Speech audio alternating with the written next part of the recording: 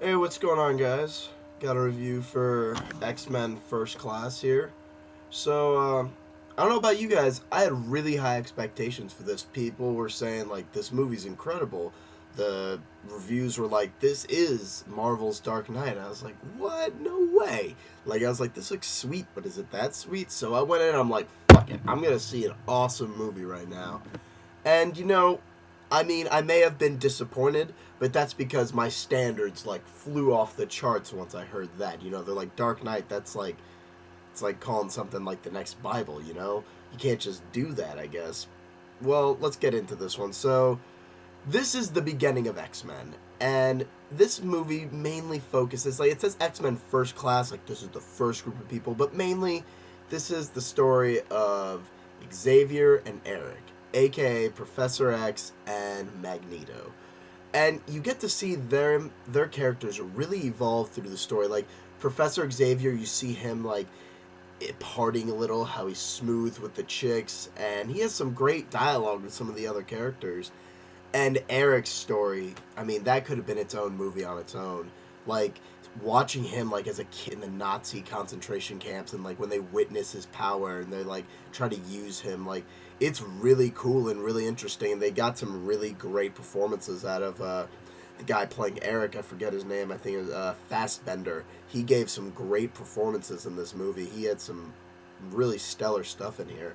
It's kind of cool because they go all over the place, and his character speaks many languages, and it feels natural, and that's a really, like, really cool part of the character I thought that they really nailed. And yeah, if you didn't figure it out by now, if you're looking for the other mutants, they're in there, but you just kind of see them. Like, that's what kind of really brought me down about this movie. Like, there's all these cool mutants. There's like 5 or like 8 mutants, I would say, that you kind of see, but you don't, like, learn more about them. Like, the only other mutant I would say that you really get to know is Mystique. That's the blue one who can, like, change into any person. That's because she ends up growing up with Professor Xavier. And, a thing about this movie is, I know a little bit about the comic books, so it was really predictable. Like, and from seeing the trailer, I was like, okay, this is gonna happen, and this is gonna happen. But that's why I don't think I really love this movie like everyone else. It's because everything I knew was gonna happen happened. There were some cool moments, like, of surprise, of, like, some kind of unique action happening that I quite enjoyed a lot. Best parts of the movie were definitely Fassbender. Whenever he's on screen, story is very dark, and it's so interesting, but as well as Xavier, great stuff from them. Action in this movie, it's great. It's so good. It is very good. Director who directed Kick-Ass is showing his colors again. He has some great moments of camera work. It's just very, very cool stuff. Some stuff I want to mention. The beginning felt a little long. It felt like it dragged a little in the beginning. It moves at a very weird pace because they go, like, all over the place, all over the world, like I mentioned.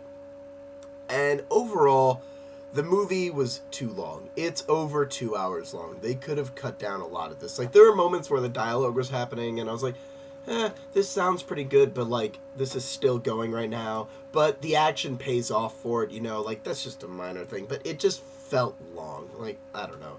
And it was very predictable. But I gotta say, like, seriously, like, they couldn't have gotten anyone else better to direct this. There's seriously some moments that'll be remembered, like, as classic in this movie.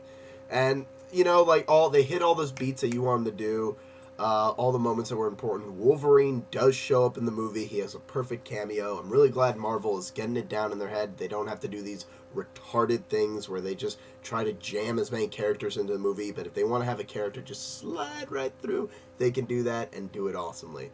So I'm going to say this movie, I enjoyed it. I didn't love it. I think the next time I watch it, I might even like it some more. But I'm going to say this is definitely worth your time. You should definitely go check this out in theaters. It's worth your time. I wouldn't say it's, like, really damn good, but it's definitely worth your time. It might get up there after another viewing. But that's all, folks. So I don't know what my next review is going to be. Well, I'm definitely going to be doing Super 8 people, so be on the lookout for that. And I'm thinking I might do a Kung Fu Panda 2 review. So be on the lookout for that as well. I'll see you guys on the flip side. And don't forget to click things, type things, tell me I suck, and all that good stuff. Peace out, guys.